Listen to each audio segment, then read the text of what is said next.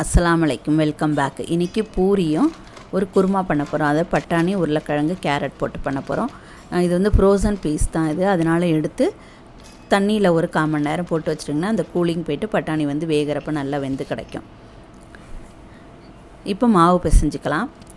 ஒரு பவுல் எடுத்துகிட்டு அதில் 1 டீஸ்பூன் சீரகம் போட்டிருக்கேன். கசூரி மேத்தி இந்த மாதிரி போட்டுக்கோங்க. உதுத்தூட்டு ஃப்ரெஷ்ஷாக வெந்தயக்கீரை கிடச்சாலும் போட்டுக்கலாம், நல்லா வாசமாக இருக்கும்.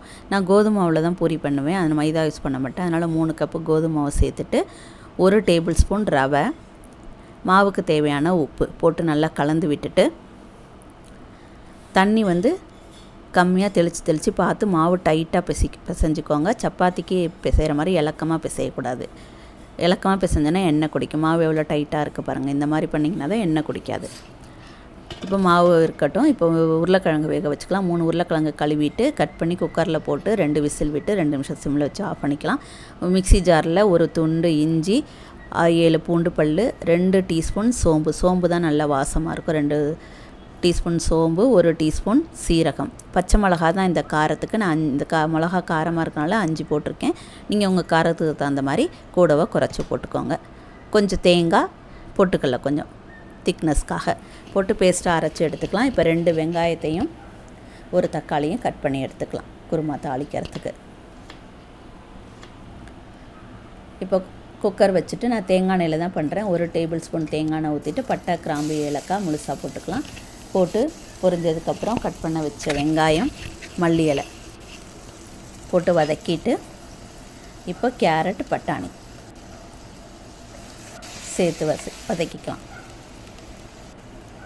கொஞ்சம் மஞ்சள் பொடி, குருமாவுக்கு தேவையான உப்பு போட்டு நல்லா கலந்து விட்டுட்டு, வெங்காயம் ரொம்ப வதங்க வேண்டாம், ஓரளவு வதங்கினாலே போதும்.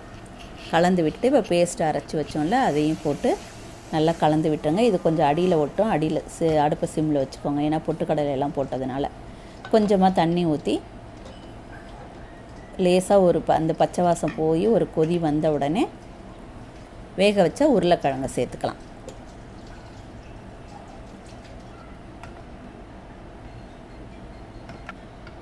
நல்லா அடியிலேருந்து நல்லா கிண்டிட்டு இப்போ வேக வச்ச உருளைக்கிழங்கு ரொம்ப மசிக்காமல் 1-2 உடச்சி விட்டு சேர்த்துக்கோங்க. இப்போ தக்காளி சேர்த்துக்கோங்க. இப்போ தக்காளி சேர்த்துட்டு குக்கர் மூடி ஒரு 2 விசில் விட்டு ஆஃப் பண்ணிவிடுங்க. இப்போ பூரி மாவுலேருந்து உருண்டை ரெடி பண்ணி வச்சுட்டா தான் நமக்கு தேய்க்கிறதுக்கு ஈஸியாக இருக்கும். சின்னதாக இந்த மாதிரி எடுத்துக்கோங்க. எடுத்துகிட்டு பூரி வந்து கொஞ்சம் திக்காக தேய்க்கணும், ரொம்ப தின்னாக தேய்க்கக்கூடாது. இந்த மாதிரி பூரி எல்லாம் கொஞ்சம் திரட்டி வச்சிட்டிங்கன்னா டக்குன்னு போட்டுடலாம். இப்போ கடாயில் எண்ணெய் காஞ்சதுக்கப்புறம் பூரி போட்டு இந்த மாதிரி மேலாப்பில் மெதுவாக ப்ரெஸ் பண்ணிங்கன்னா அது எலும்பி வரும். மெதுவாக திருப்பி விடுங்க.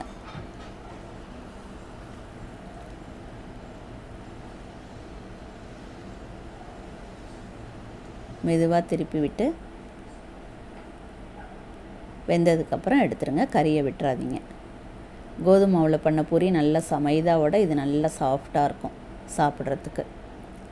இது குருமா பண்ணோன்னா இந்த பெரியவங்கள்லாம் சாப்பிட கஷ்டப்படுவாங்க மசாலானா. இதுனா கொஞ்சம் ஊற வச்சு சாப்பிடுவாங்க. அதுக்காக தான் இந்த மாதிரி குருமா பண்ணேன் நான். நல்லாயிருக்கும் குருமா. இது மாதிரி தண்ணியாக இருக்குது அப்படின்னு நினைக்காதீங்க. கொஞ்சம் நேரம் ஆயிடுச்சுன்னா திக்காயிடும். பொட்டுக்கடலை சேர்த்ததுனால பூரியும் நல்லா வாசமாக இருக்கும். கசூரி மேத்தி சேர்த்ததுனால நீங்களும் செஞ்சு பாருங்கள். எப்படி இருந்துன்னு கமெண்ட் பண்ணுங்கள், லைக் பண்ணுங்கள், ஷேர் பண்ணுங்கள், சப்ஸ்கிரைப் பண்ணுங்கள். தேங்க்யூ ஃபார் வாட்சிங்.